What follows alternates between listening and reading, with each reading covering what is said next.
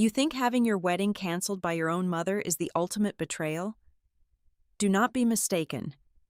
That was merely the prelude to a devastating scam disguised as family loyalty. Listen closely, because the way I smiled, closed my wedding planner, and turned their insult into a brutal sentence for their own greed will teach you a lesson. Sometimes, the silence of a woman pushed to the edge is the most perfect weapon of destruction. Hello, everyone. Before today's story begins, we'd like to share a quick message. YouTube recently removed our monetization, cutting off our income. If you enjoy this story, we humbly ask for just $1 to help pay our staff so they can make a living and keep creating for you. Thank you for saving us.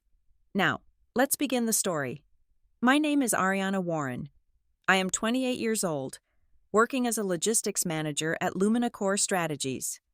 On that late Tuesday afternoon, I stepped into the private elevator leading to my family's Chicago penthouse, clutching a thick, ivory-bound wedding planner against my chest like a shield of pure joy.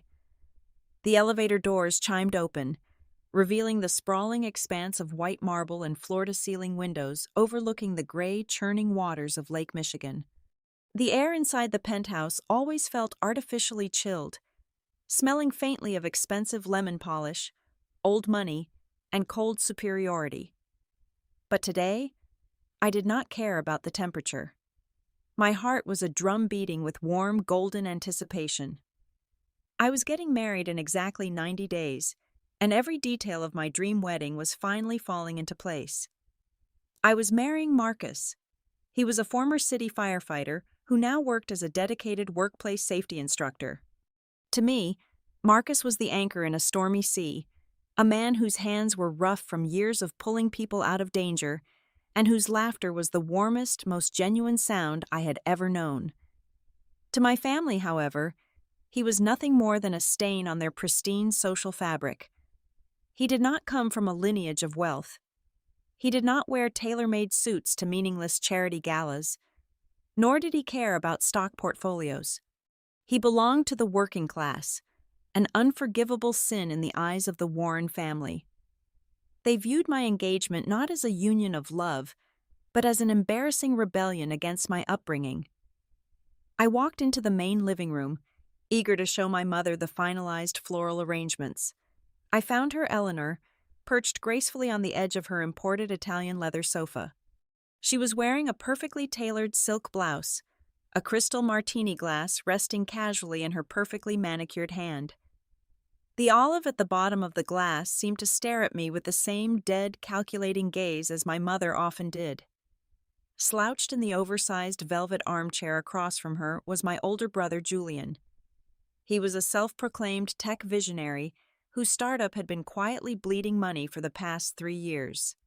He barely looked up from the glowing screen of his phone, his lips already curled into that perpetual arrogant smirk that always made me want to scream. "Mom," I started, my voice bright as I opened the heavy planner to the page marked with silver-foiled ribbons. "I finalized the catering menu, and I need your signature for the final deposit on the venue by Friday afternoon." Eleanor took a slow, deliberate sip of her drink.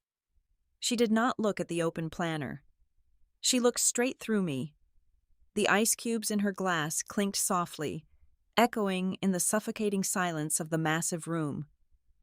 "There will be no final deposit, Ariana," Eleanor said. Her voice was completely devoid of emotion, sounding like a flat line on a heart monitor. In fact, I spent my entire morning making a few phone calls. I have withdrawn all the initial deposits from the florist, the exclusive caterer, and the string quartet. The words hung in the freezing air. I blinked, my brain struggling to process the string of syllables she had just spoken. "What are you talking about? The invitations go out in exactly 2 weeks. Eleanor set her glass down on the glass coffee table with a sharp final click. She crossed her legs, leaning back into the luxurious leather cushions. "We are not funding this circus," she stated, her tone laced with absolute disgust. "If you insist on tying your life to a blue-collar laborer and dragging the Warren name through the mud, you will do it on your own dime. I will not pay for my high society friends to watch you throw your entire life away. Julian finally looked up from his screen, letting out a short, cruel laugh. Good luck paying for that country club wedding with a safety inspector's meager salary, little sister. For a fraction of a second, the breath left my lungs. They expected a massive reaction. They expected me to dissolve into a puddle of tears, to fall to my knees, to beg for their financial grace, or perhaps to scream and throw a tantrum like a spoiled child denied a shiny new toy. That was their preferred currency, asserting control through sheer emotional devastation. But as I stood there, feeling the cold weight of the polished marble floor beneath my feet, something deep inside me snapped. It was not a violent explosion, but a quiet, chilling realization. The mother sitting before me did not love me. The brother snickering in the corner did not care for me. The concept of family in this penthouse had been dead for a very long time, replaced entirely by shallow transactions and the desperate maintenance of appearances. I looked down at the beautiful ivory book resting in my hands. All the love, the meticulous planning, the innocent dreams of a perfect day. I slowly closed the cover. The sound was soft, but in that vast, terribly quiet room, it echoed like a heavy steel door slamming shut forever. I did not shed a single tear. I did not raise my voice or try to argue. I looked directly into Eleanor's icy eyes, feeling my own gaze hardening into unbreakable steel. "Understood," I said. Just one word. Flat, resolute. I turned on my heel and walked out, my spine perfectly straight, the click of my shoes rhythmic and unwavering against the marble floor. Behind me, the silence was heavy and thick. Eleanor and Julian undoubtedly mistook my lack of hysterics for absolute defeat. They truly thought they had crushed my spirit. They thought they had won the battle simply by cutting the purse strings. But as the private elevator doors slid shut, sealing me away from their toxic presence, a cold, ruthless smile touched my lips. My silence was not an act of surrender. It was the ringing death knell for a brutal war they had absolutely no idea they had just ignited. The glaring sunlight of Wednesday morning offered no comfort. It was barely 7 a.m. when my phone began to vibrate violently against the kitchen counter. One buzz, then another, then a relentless, synchronized, mechanical hum that set my teeth on edge. I set down my coffee mug and picked up the device. The notification screen was a waterfall of automated disaster. Subject line from the Grand Atrium venue. Confirmation of your event cancellation. Subject line from the botanical decorator. Contract termination processed. Subject line from the photography studio.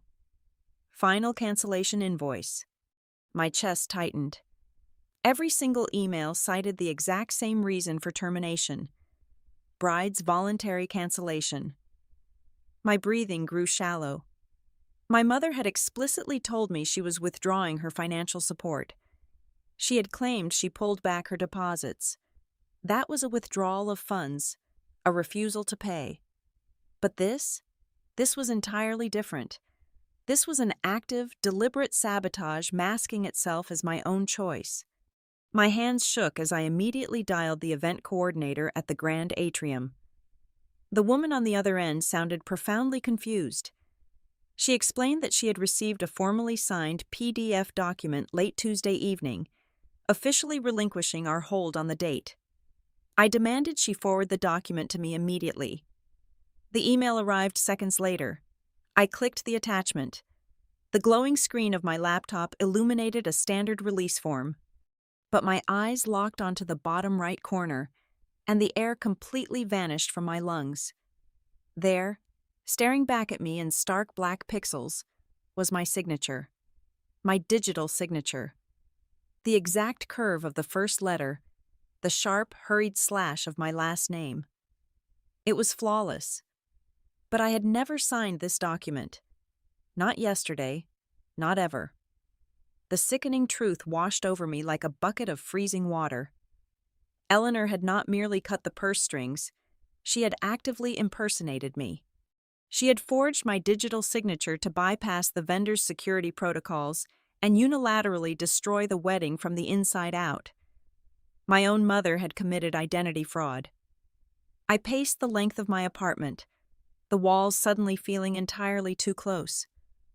When Marcus walked through the front door an hour later, fresh from his morning training session, he found me sitting on the living room floor surrounded by printed emails. I handed him the forged venue contract. I braced myself for his rage. Any normal man would have screamed, thrown something, or demanded we march back to that penthouse to confront them. But Marcus was not just any man. He was a former search and rescue operative. He had spent his entire career walking into collapsing, burning structures while everyone else was running out.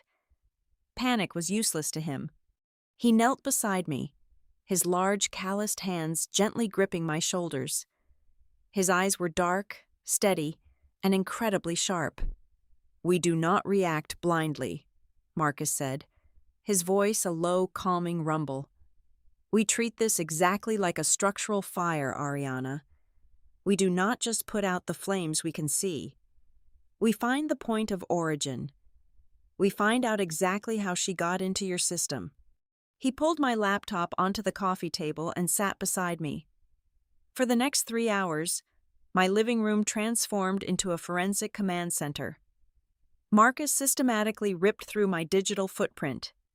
He checked recent login locations, unauthorized device access, and hidden forwarding rules in my inbox. He discovered that someone had bypassed my secondary email account by answering security questions only a family member would know. My mother knew the name of my first childhood pet and the street I grew up on. She had weaponized my own childhood against me. But as Marcus dug deeper into the hidden, deleted folders, his fingers suddenly froze over the trackpad. The rhythmic clicking stopped. The silence that followed was suffocating. "Ariana," he murmured, his brow furrowing in deep concentration. "Look at this."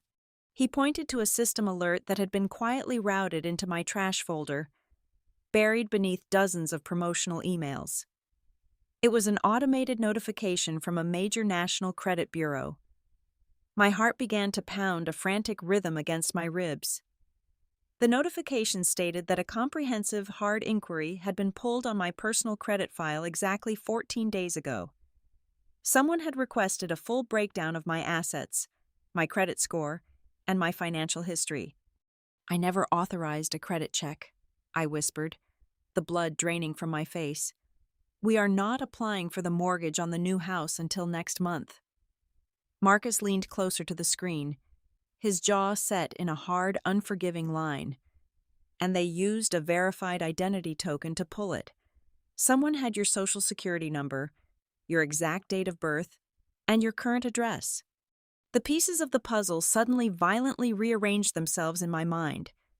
The picture they formed was terrifying. Eleanor had not gone through the immense legal risk of forging my signature simply because she hated Marcus. She did not orchestrate this elaborate, aggressive cancellation just to humiliate me over a wedding. You do not commit federal identity fraud just to stop a party.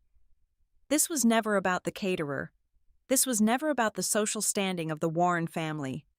The wedding cancellation was an emergency brake. It was a desperate, chaotic smokescreen designed to distract me. They needed to stop the wedding because getting married meant Marcus and I would be filing joint financial documents. It meant we would be sitting down with a mortgage broker in less than 30 days to thoroughly examine my credit history. A freezing darkness settled into the pit of my stomach. My family was not just toxic. They were hiding a massive, catastrophic financial secret attached directly to my name, and they were willing to destroy my life to make sure I never looked at my own bank records. By 8 o'clock the following morning, the paralyzing shock from the previous night had completely evaporated. It was replaced by a crystalline, razor-sharp clarity that left no room for panic. I did not go to work. Instead, I called my district director at Lumina Core Strategies. I kept my voice perfectly level, stripping it of any emotion, and requested an immediate, indefinite personal leave of absence. I cited a severe, sudden family emergency that required my undivided attention. My director agreed without hesitation. As soon as the call ended, I dressed in a sharp conservative gray suit. This was no longer a matter of a ruined wedding or a broken heart. This was a forensic extraction. I drove straight into the heart of the Chicago financial district, navigating the dense morning traffic with mechanical precision. The towering glass facade of the central banking institution loomed ahead, reflecting the steel-gray morning sky. I walked through the revolving doors, my heels clicking rhythmically against the polished terrazzo floor. I was armed with every piece of personal identification I possessed. I bypassed the standard teller lines entirely and demanded an immediate audience with a senior account manager.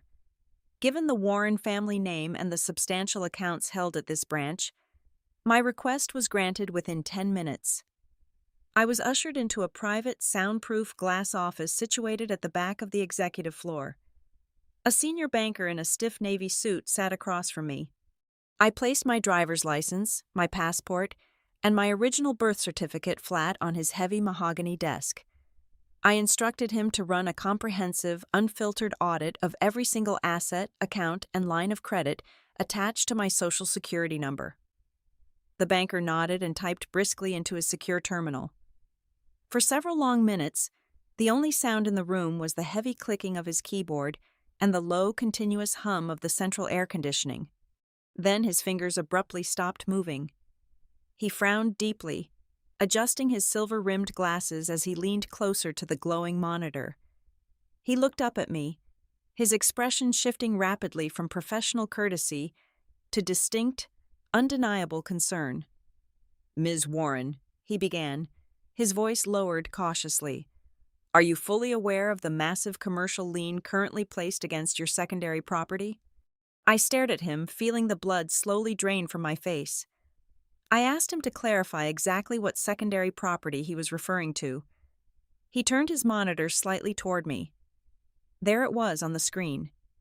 The lakeside log cabin in northern Michigan.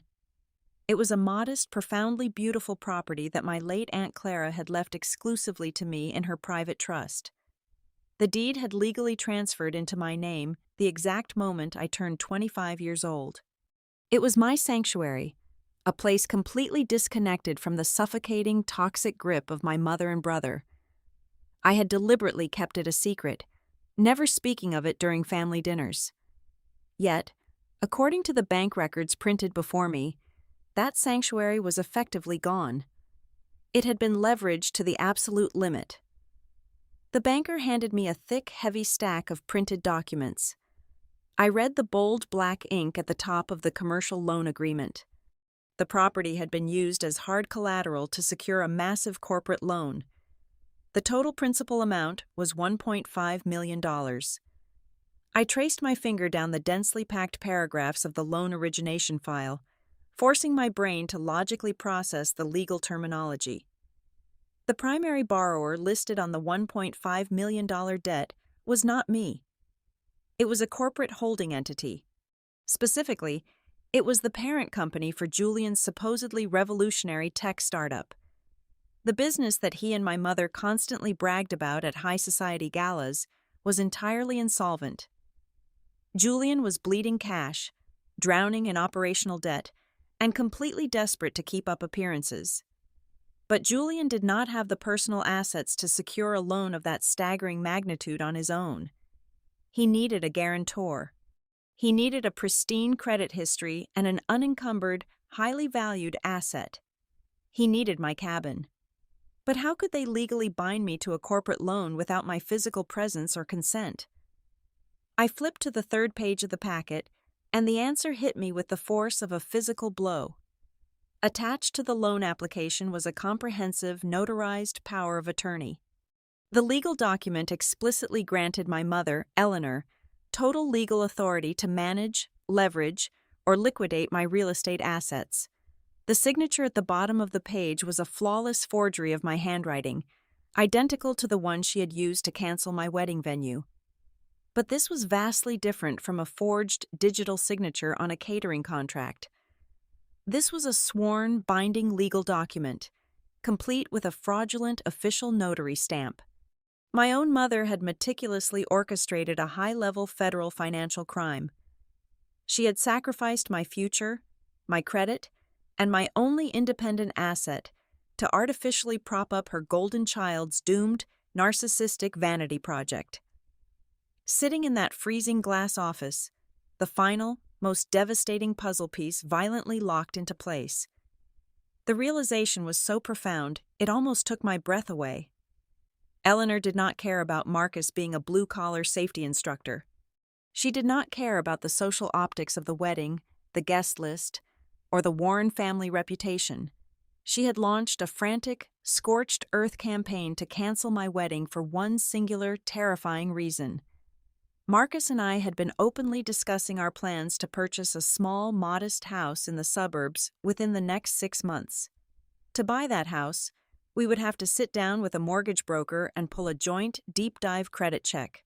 The absolute second that mortgage officer ran my Social Security number, the $1.5 million commercial debt would have instantly triggered a massive red flag. The wedding was a ticking time bomb for them. If I went through with the marriage and applied for that residential mortgage, their federal fraud would be exposed immediately. Eleanor and Julian needed to stop the wedding by any means necessary. They needed to manufacture a dramatic, emotionally devastating distraction. They wanted me crying over floral arrangements and venue deposits. They wanted me so broken, humiliated, and distracted by the loss of my relationship that I would completely forget about checking my financial standing. They were desperately buying time. They needed just enough time to let Julian quietly siphon whatever remaining cash he could from the startup, funnel the money into offshore accounts, and legally declare corporate bankruptcy. Once the company dissolved, the bank would immediately seize my lakeside cabin to cover the defaulted loan, leaving me financially ruined, legally liable, and entirely at their mercy. The banker sat silently across the desk, watching me with a mixture of profound pity and professional alarm. He gently asked if I needed a glass of water, or if I wanted him to immediately call the bank's internal fraud investigation department. I raised my hand, signaling him to stop. I did not shed a single tear. I did not gasp, tremble, or scream. Instead, a profound, unnatural calm washed over my entire body. It was a terrifying, freezing sense of absolute liberation. For 28 years, I had desperately tried to earn their respect and their love. I had played the role of the quiet, dutiful daughter, tolerating their snide remarks and their emotional manipulation because I believed, deep down, that the bond of family was sacred.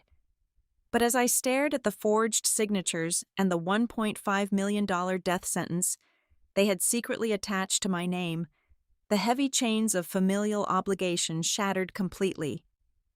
They were not my family. They were parasites. They were desperate, arrogant criminals operating under the fatal delusion that I was too weak and too stupid to fight back. "No need for the fraud department just yet," I told the banker, my voice smooth and hollow. I carefully gathered the massive stack of incriminatory documents, aligning the edges perfectly before placing them into my leather briefcase. I thanked the banker for his time, stood up, and walked out of the bank. Stepping back into the blinding Chicago sunlight, I took a deep, steadying breath. I was no longer a grieving bride mourning a canceled wedding. I was the architect of their absolute destruction. To catch a predator, you must convincingly play the role of the helpless prey. I knew exactly how my mother operated. She fed on submission and control. If I confronted her with the banking documents or threatened legal action immediately, she would deploy her immense wealth and social connections to bury the evidence, bribe the right officials, and tie me up in suffocating litigation for decades. I needed her to believe she had won the war entirely. I needed her guard to drop completely to the floor. That evening, sitting in the passenger seat of Marcus's truck outside our apartment, I pulled out my phone and drafted a carefully constructed text message. I channeled every ounce of the broken, desperate daughter she expected me to be, pouring feigned despair into those digital words. "Mom," I typed, letting my thumbs move slowly over the screen. "I am so sorry for acting so foolishly yesterday. You were right about everything. The pressure of the planning was too much. Marcus and I have decided to cancel the wedding indefinitely. We are also putting our search for a house on hold because we cannot afford it right now. I just need some time to figure things out and clear my head." I hit send. It took exactly 3 minutes for her reply to illuminate my screen. The response was brief, chillingly smug, and utterly predictable. "A mature decision. We will talk when you are ready to be sensible." I locked my phone, a cold, humorless smile touching my lips. I could almost picture her and Julian in that sprawling penthouse, clinking their crystal martini glasses, celebrating their flawless victory. They truly believed the threat of the mortgage credit check was completely eliminated. They thought the massive financial fraud attached to my name was safely buried in the dark, giving Julian all the time he needed to drain his failing company and escape. They were dead wrong. While they celebrated their imaginary triumph, I silently went to war. The very next morning, I walked into the downtown offices of Arthur Sterling. Arthur was not a polite, friendly family attorney who handled simple estate planning. He was a ruthless, predatory financial litigator, infamous in the Chicago legal circuits for aggressively dismantling corrupt corporate executives and exposing white-collar syndicates. I sat in his imposing leather chair and laid the entire stack of fraudulent banking documents, the forged power of attorney, and the credit inquiry reports flat on his polished desk. Over the next 3 weeks, Arthur and his elite team of forensic private investigators moved like silent assassins through my family's hidden financial history. They did not just stop at proving the signature on the loan agreement was a forgery. They dug straight down to the rotting roots of the crime. Arthur managed to quietly subpoena the internal security camera footage from the notary public office on the exact date and time the fraudulent document was supposedly sworn. The grainy, silent video clearly showed Eleanor and Julian standing at the counter, slipping a thick, unmarked envelope of cash to a corrupt notary who stamped my forged signature without me ever stepping foot in the room. Furthermore, Arthur's forensic accountants meticulously traced the movement of the stolen funds. The $1.5 million had not gone towards saving Julian's tech startup, as the loan falsely claimed. Instead, the ledgers proved that Julian had systematically funneled over $800,000 directly into offshore private accounts to fund his lavish Playboy lifestyle, while the remaining funds were rapidly bleeding out through gross negligence. We had them cornered with ironclad, irrefutable federal evidence. While Arthur meticulously built an inescapable legal guillotine in the shadows, Marcus and I focused on something profoundly pure. We did not need the grand atrium venue. We did not need an overpriced string quartet or a guest list padded with shallow socialites who only cared about the Warren family prestige. On a crisp Saturday afternoon, exactly 1 month after the brutal penthouse confrontation, we drove out to a lush, sprawling botanical eco-garden in the deep suburbs.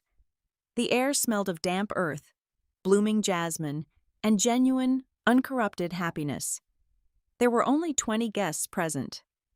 The crowd consisted entirely of Marcus's loud, fiercely loving, working-class family, and a small handful of our truest friends. I wore a simple, elegant white linen dress. There was no expensive designer label attached to the collar, no heavy diamond tiara, but I had never felt more radiant. Standing under a majestic canopy of ancient willow trees, holding Marcus's strong, calloused hands, the nightmare of my blood relatives felt 1,000,000 miles away. When it was time for the vows, Marcus did not just recite standard promises. He looked deep into my eyes, his voice remarkably steady and intensely protective. "I vow to always be your shield," he said softly, yet loud enough for our small circle to hear. "I will stand between you and any fire, any storm, and any shadow that tries to touch you." Listening to his words, A profound, permanent shift occurred within my soul. I was officially stepping into this marriage, but I was no longer the wounded, victimized daughter desperately seeking her mother's toxic approval.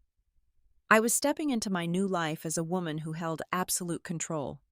I was a woman holding the power of total ruin over the very people who had casually tried to destroy my future. 2 days after our quiet, perfect wedding, Arthur called me into his office. He slid a massive, thick binder across his desk. It was the finalized emergency federal lawsuit. It contained devastating proof of identity theft, bank fraud, wire fraud, and criminal conspiracy. Attached to the front of the binder was a drafted ex parte emergency injunction.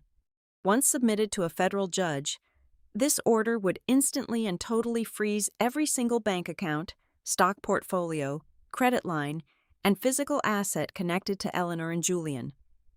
They would be completely paralyzed, unable to withdraw a single cent to hire defense attorneys or attempt to flee the country. Everything was perfectly aligned. The trap was fully coiled, its steel teeth waiting for the trigger. Arthur looked at me over his glasses, his pen hovering above the final signature line. "I can file this with the federal courthouse tomorrow morning at 9 o'clock, he advised, his tone strictly business. I looked at the binder, a slow, dark thrill washing through my veins. I shook my head. "No," I replied softly, my voice devoid of any mercy. "We wait." I knew from my previous monitoring of Julian's social media that his hollow startup was hosting a massive, highly publicized gala in exactly 2 weeks. It was an extravagant event designed to announce fake new investments and stroke his fragile, narcissistic ego in front of the city's wealthiest elite. That was the moment I wanted. I did not want to destroy them quietly in a courtroom. I wanted them to climb to the very highest, most public peak of their blinding arrogance before I completely severed the rope. Exactly 4 weeks had passed since my quiet wedding in the botanical garden. Tonight was the night Julian's hollow empire was scheduled to throw its grandest masquerade. He had rented out the main ballroom of the most exclusive 5-star hotel in downtown Chicago. The occasion was a highly publicized gala to celebrate a massive, supposedly anonymous influx of new venture capital. In reality, every single crystal chandelier illuminating the room, every bottle of imported French champagne, and every single silver tray of caviar being passed around by waiters in white gloves was paid for with the stolen equity of my lakeside cabin. The sheer audacity of their performance was almost breathtaking. I stood near the entrance, hidden in the shadows of a massive floral arrangement, watching the sickening theater unfold. Eleanor was holding court near the center of the room. She was draped in heavy emerald green velvet, a blinding diamond necklace resting aggressively against her collarbone. She looked entirely like a queen surveying her conquered kingdom. She was surrounded by the city's wealthiest socialites, laughing that sharp, practiced laugh of hers, and loudly boasting about her son. She called him a visionary, a pioneer, a young man who had built his empire from the ground up through sheer brilliance and determination. Not once did she mention the $1.5 million federal crime securing his temporary illusion of success. I decided it was time to join the party. I stepped out of the shadows and walked directly into the blinding glare of the media cameras. I was not wearing the conservative work suits they were accustomed to, nor was I playing the role of the defeated, depressed daughter they thought they had crushed. I wore a floor-length, sweeping gown of midnight blue silk.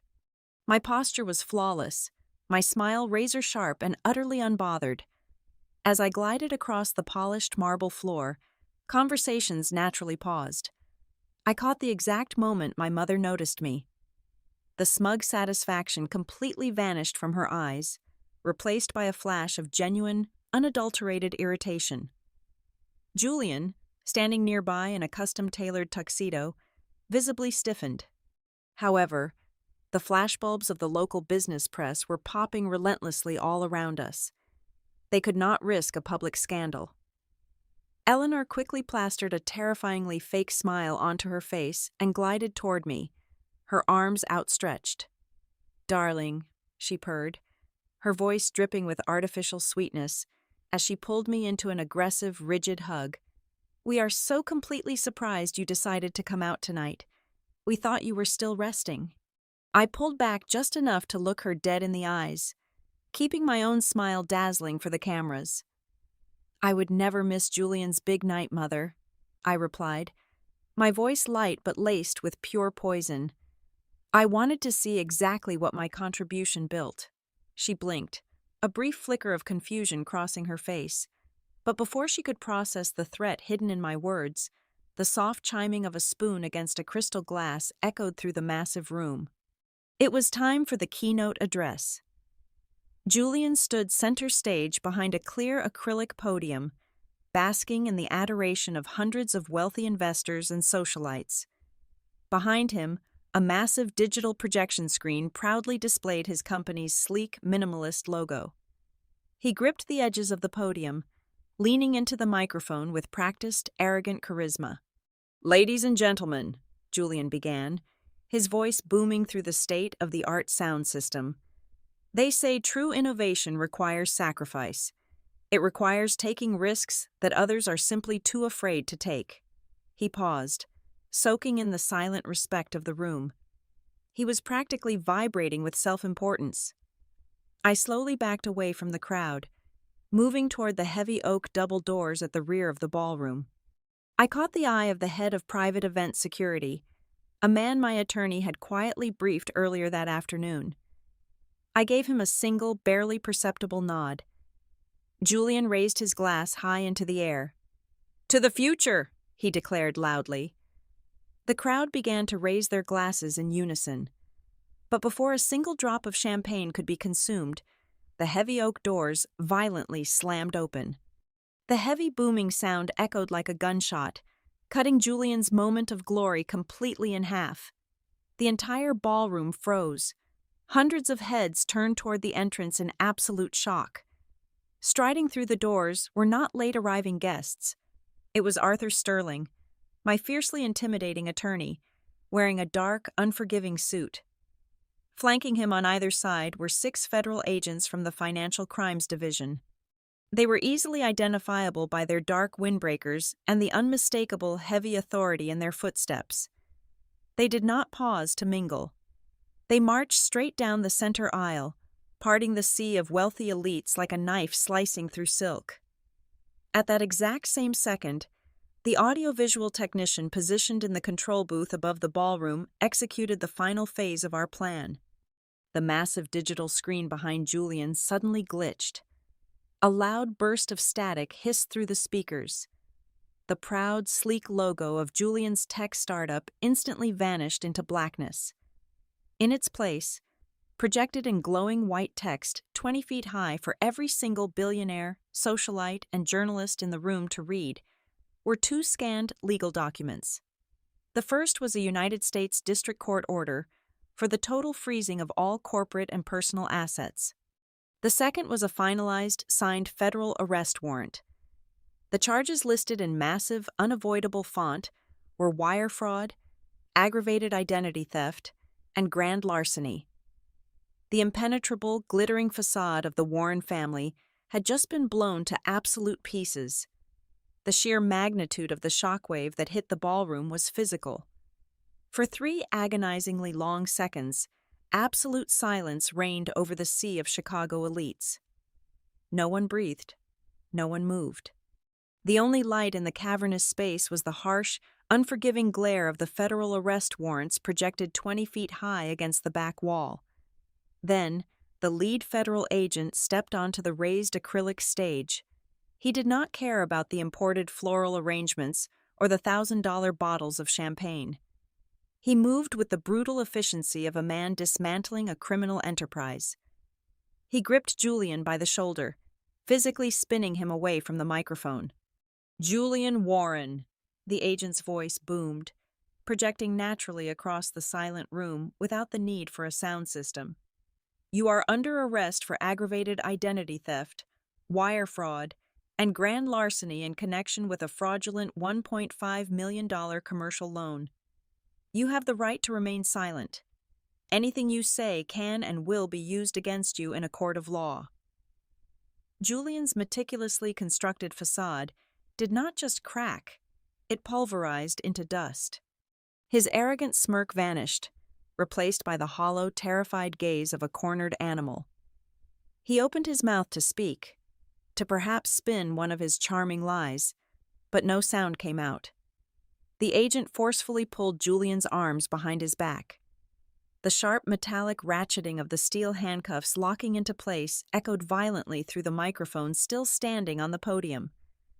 Down on the main floor, the illusion of my mother's untouchable royalty collapsed. Eleanor lunged forward, her emerald velvet gown catching on a cocktail table.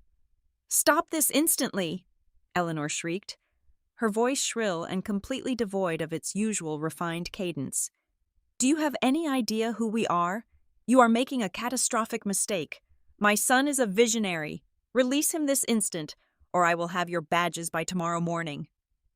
A second female federal agent stepped directly into Eleanor's path, blocking her from the stage. The agent did not flinch at the threat. Instead, she pulled a separate pair of steel cuffs from her belt. "Eleanor Warren," the female agent said, her tone as cold as ice. "You are also under arrest for criminal conspiracy, bank fraud, and the forgery of federal financial documents. Put your hands behind your back." The crystal martini glass slipped from Eleanor's manicured fingers. It hit the polished marble floor and shattered into 100 jagged pieces, the expensive liquor splashing against the hems of the horrified billionaires standing nearby. The crowd, the very people Eleanor had spent her entire life trying to impress, actively recoiled from her. They backed away in synchronized disgust, pulling out their smartphones, their whispers rising into a deafening, judgmental roar. Panic, raw and unfiltered, finally seized my mother. As the agent grabbed her wrists, Eleanor's frantic eyes scoured the room until they locked onto me. I was still standing perfectly still in my midnight blue gown, watching the empire burn. "Ariana!" Eleanor screamed, her voice cracking with desperate, pathetic terror. She fought against the agent's grip, straining her neck toward me. "Ariana, do something! Call Arthur Sterling off! Tell them this is just a terrible family misunderstanding. We are your family. Tell them." I slowly walked forward. The sea of wealthy investors and socialites parted for me, their eyes wide with morbid fascination. I stepped over the shattered glass of her dropped drink and stopped mere inches from where she was being restrained. The media cameras were flashing relentlessly, turning the dimly lit ballroom into a blinding strobe light of public humiliation. I looked into her eyes. There was no anger left in me. There was no sadness. My gaze was as still and frozen as a forgotten winter lake. I leaned in close, ensuring that my voice would not be picked up by the journalists, but that she would hear every single syllable for the rest of her life. "You were right, Mother," I whispered softly. "We are not funding that circus, because my wedding was never a circus. The real circus is right here, and you are the star attraction." I pulled back, offering her one final, chillingly polite smile. I turned my back on her as she began to sob hysterically. The shrieks of the woman who had once thought she controlled my entire destiny faded into pathetic background noise as the agents began dragging them both toward the heavy oak double doors. The fallout was absolute and merciless. Within 48 hours, the federal government placed Julian's fraudulent tech startup into immediate receivership, dissolving it completely. The Grand Chicago penthouse, the imported Italian furniture, and the massive stock portfolios were entirely frozen and subsequently seized by the courts to pay back the $1.5 million debt and the corresponding federal fines. They were stripped of every single dime they had ever hoarded. They were looking at up to 20 years in federal prison. But far worse than the legal consequences or the loss of their wealth, they lost the only thing they had ever truly worshipped. Their social standing was completely obliterated. The Warren name became a cautionary tale of greed and disgrace among the city's elite, permanently blacklisted from every country club and charity gala they had once dominated. But I did not stay in that ballroom to watch the reporters hound them out to the transport vehicles. I did not need to see the final act of their pathetic play. I walked out of the five-star hotel and stepped into the cool, refreshing Chicago night air. The oppressive, artificial chill of their world was completely gone. I walked down the block to where a familiar, slightly rusted red pickup truck was idling at the curb. Marcus was waiting in the driver's seat. He reached across the console and pushed open the heavy passenger door for me. The heater was running, blowing warm air into the cab, and the radio was playing a soft, acoustic country song. I climbed inside, the heavy silk of my gown pooling around my feet, and I let out a long, deep breath that felt like the first real breath I had taken in 28 years. Marcus did not ask for the details of the carnage. He simply looked at me, his warm, steady eyes silently asking if I was okay. I smiled, reaching over to intertwine my fingers with his rough, calloused hands. I nodded once, and he put the truck in drive, steering us away from the glittering, rotting heart of the city. The story truly ends exactly where it was always meant to. A few days later, we were sitting on a worn wooden log beside a crackling campfire at the botanical eco garden where we had exchanged our vows. The night sky was clear, completely free of the city smog, revealing thousands of bright, undisturbed stars. The smell of burning pine and damp earth filled my lungs. I rested my head against Marcus's shoulder, watching the bright orange embers float up into the darkness. I had officially filed the paperwork to change my last name, completely severing the final, invisible chain that tied me to the Warren legacy. The luxurious penthouse, the fake smiles, and the suffocating greed were nothing but ashes behind me. I was finally free. I was safe, and as I watched the fire dance in the cool night air, I knew with absolute certainty that I would never, ever look back. Thank you so much for listening to today's story. We hope you enjoyed it. As an ad-free channel, your support is what keeps us alive. Please support Vivian Revenge Stories with just $1 via the QR code on the screen, or click the link in the description box or pinned comment. Also, we'd love to connect with you. Please leave a comment telling us which city or state you're listening from. Thank you for standing with us, and see you in the next stories.